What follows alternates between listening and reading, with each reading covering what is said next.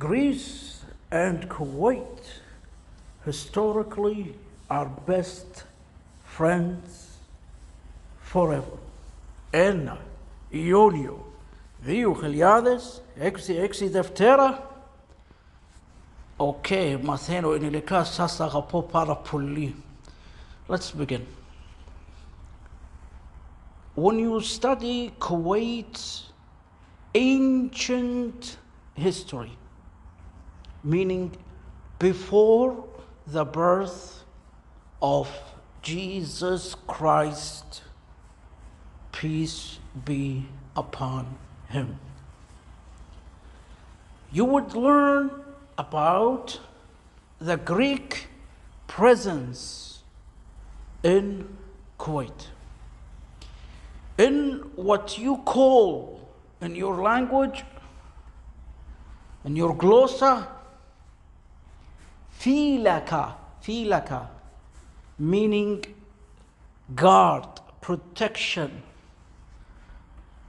We got it called feilaka, etc. And your presence was not as something that is problematic. It was out of friendship. It was peaceful, it was constructive, and you knew that there were people in that island who are Arabs in Filika, and they left that island, and you got to be in that island, never in a problematic way. And you had your ideas of democracy. So technically, democracy, which is 100% a Greek idea, was in Kuwait from your civilization before Jesus Christ was ever born. And our attitude, our way of life complements yours. Our sea music complements yours. Your family relationships, how you prioritize family relationships, it complements us. You would be very surprised at how much similarities between both of us are. Organic, natural, and nonchalant.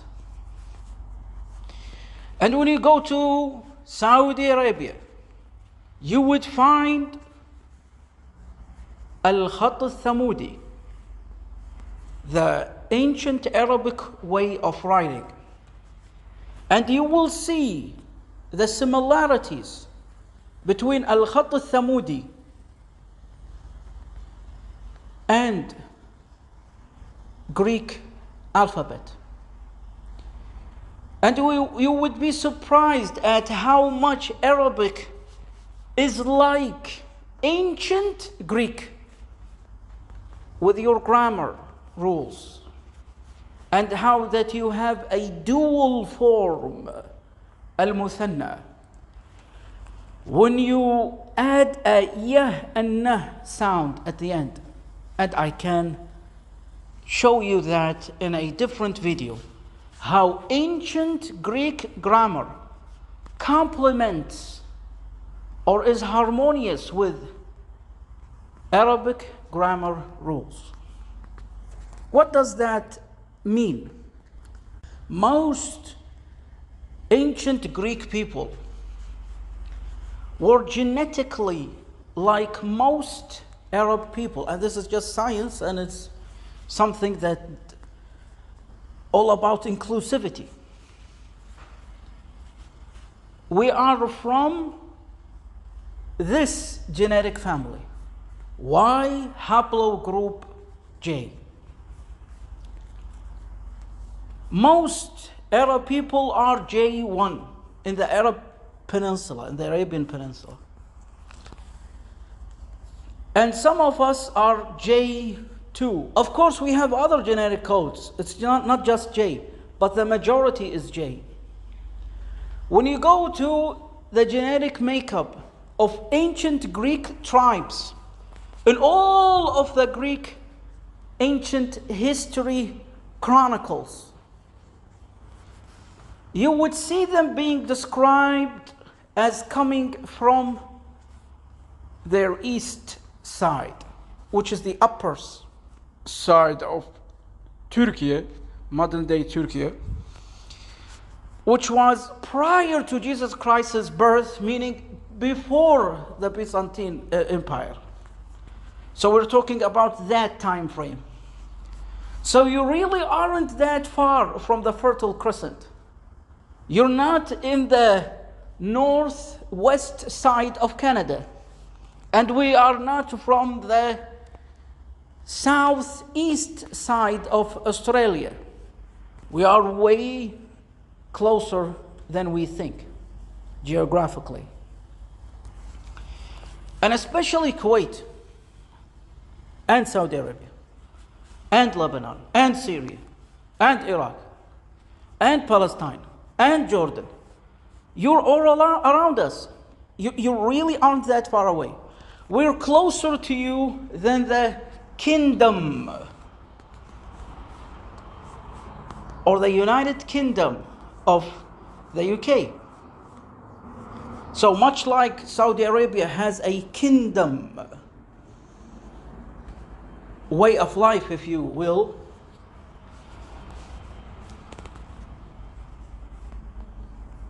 the UK is a kingdom as well. So you have monarchies around you as well.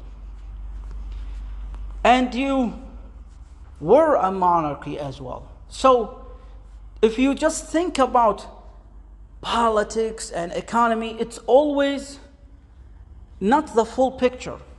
But the definitive full picture is geography, is ancient history. So when you go to ancient history, when you go to geography, we're way more connected than you think.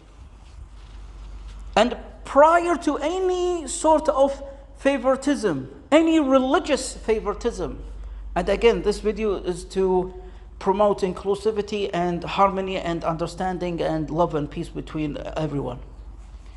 So prior to any type of favoritism, any type of exclusion, this is why I keep repeating, prior to Jesus Christ's birth, when a Greek family meets a Arabian Peninsula family, a family from the Arabian Peninsula, Agapimu, Peninsula over there. So not any Arab situation.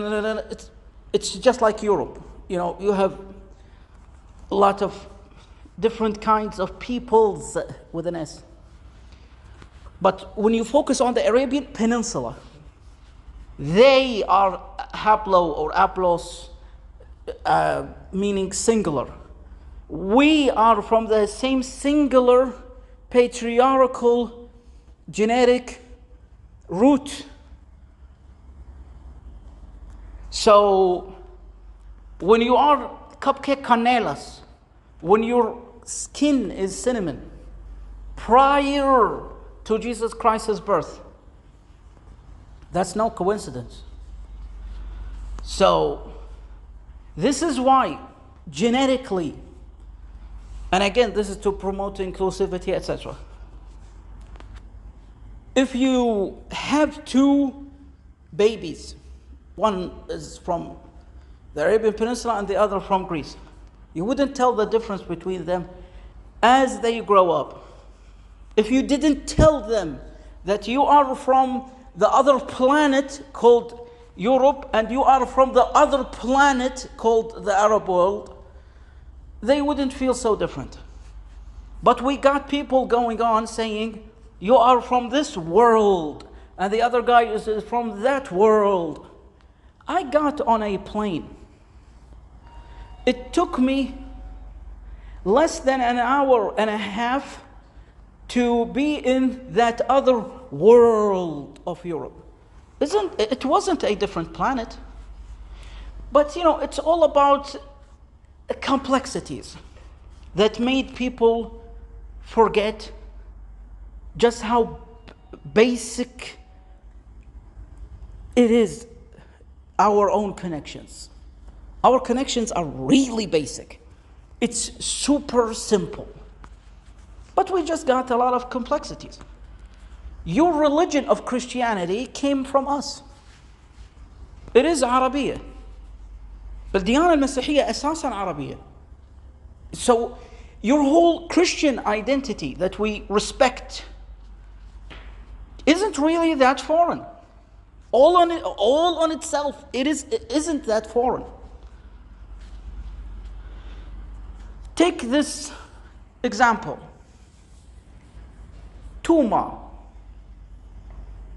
in the Syrian language, in Aramaic, and in the Akkadian language. That's a Semitic root. Tuma means twin, to'am. Zomatos. It got to have a Greek variation. But this is a Christian name. Fundamentally, the roots are here. When we say words like قانون, we learned قانون from you, from قانون. When we say word like فرن, which is oven, from the Greek language, forno, fanar, fanos. These are all Arab words that came from the Greek language. Istirlab as well, and philosophy. Philosophy is the go-to example, if you will. But when you look deep, there are a lot of Greek words that came to the Arabic language and became fundamental in the Arabic language. So we learned from you. Sastagapo para polli cardiamo. Avharisto kepaleolos. And you also learned from us.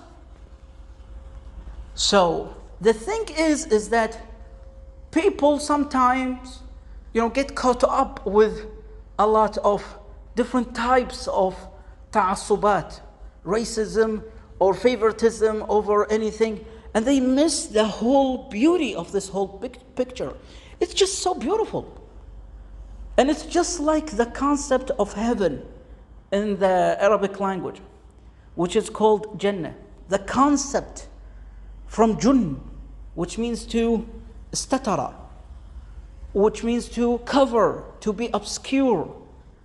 We call heaven itself the thing that is covered, meaning that even intellectually, if you have racism in your heart, that's a cover, covering heaven.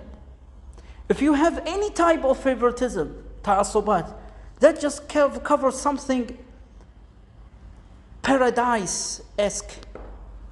But when you remove that racism, when you remove all of any type of favoritism, you would just acknowledge how comfortable it is to be a basic human being. And it doesn't necessarily mean that we have to be Aplo Group J in order to appreciate another. No, because every genetic makeup fundamentally comes to Africa, goes back to Africa. Biologically, every human being is African. So it is impossible for you to be logically a racist. Impossible. Of course, you have branches. The same branch that we branched from, this branch is called Y haplogroup J. Most of ancient Greek people are from J. And when I repeat that, most, just like most Arabic people, this does not mean that we only get to be friends with that branch. No, that defeats the whole purpose. But I'm just saying, it emphasizes just how close we are to one another. When you think to yourself, well, this is the Arab planet, but you don't say planet, you say world. Kardiamu, we are from the same world. It's the same world. And even the way that you get excited, when you get all fired up, it really is familiar to me. You have the same attitude. You have the same passion. You have the same heat. You have the same drive. You have the same energy. We just happen to have different variations of our root language. And this is what I think linguistics will discover in the future. Is that the religiously themed categorization of languages that was a German invention from 1771, calling Semitic languages, the languages of the sons of Sam. This is a German invention. This is his interpretation of the Bible, not the actual religion itself. And this is a whole misunderstanding. Why I bring that up? Because you can say to yourself, Agapimo, that, no, well, geographically, Indo-European languages are from a different family. You reached India, you didn't reach us. We're closer to you than India. But you say, no, it is a different linguistical system. Kardiamu, I understand you. Mekatalavenis, I understand you. But I sincerely believe this. When you go to an article in New Scientist, there is an article that defines the whole situation. Is that the soil of which the whole Indo-European family tree, linguistical family tree, the whole soil itself is from the Fertile Crescent. Meaning here, Agapimu, here. So you're really not that far away. But the religiously themed categorization of languages that was invented by one August Ludwig von Schlitzer in 1771, a German historian, Dankeschön, he did a good job at that time, but then science just progressed. So if you want to say that it is impossible that Arabic has any connections, any type of connection with Greek, well, they just borrow words and that's it. We have a lot of words that just stuns me. Kataplektiki, it really is stunning. And I can bring you a whole list. And this might be a cute example. In the Akkadian language, kut means to hold something in a jar. So they use it for a vessel or a canister like to hold beer or oil. And the Akkadian language is just like Arabic and just like Greek, by the way. You end the words with different vowels in different grammatical situations. This does not happen in Anglica. It doesn't happen in the English language at all. So, kut, kutu, kuta as well, and kuti. Sorry, a little bit exhausted. Also, it means to let something be barricaded. Now, kuti, what does that remind you of in the Greek language? Kuti is a canister. You can say a kuti for a Pepsi can or a 7-Up, something like that, soda or Epsa. Yeah. Ella, Epsa. A Greek company, yeah. Oh, yeah, okay. Okay. La Trebo T Epsa. Ne. Okay, so we also say guti to a canister. This is never an Arabic word. This is not an Arabic word. You see how it got originated in the Fertile Crescent? Took a Greek variation, and then it took another variation that made its way throughout the whole Arabian Peninsula in the northern side. That's just a word that is not on anybody's radar. If you search the whole internet or any library, will you come across this? Guti? You have to be a researcher that researches on the field, on the ground. And when you go to Filaka, have you ever heard the island of Failaka? We call it Failaka, but technically it is Filaka. A Greek lady came to Kuwait. When she immediately heard of Failaka, she said Filaka. A lot of Kuwaiti researchers, they didn't research the Greek language. When we think about ancient languages, and this is our mistake, I'm talking about most Kuwaiti researchers, هذا تقصير منه. When we think about ancient history, we only think Egypt or Iraq, and that's it. Greece is in the whole picture. Your ancient tribes, track where they came from. Your ancient tribes. The more that you dig down deep in history, the more that you come to realize that we are best friends forever. Forever. And every single sorry,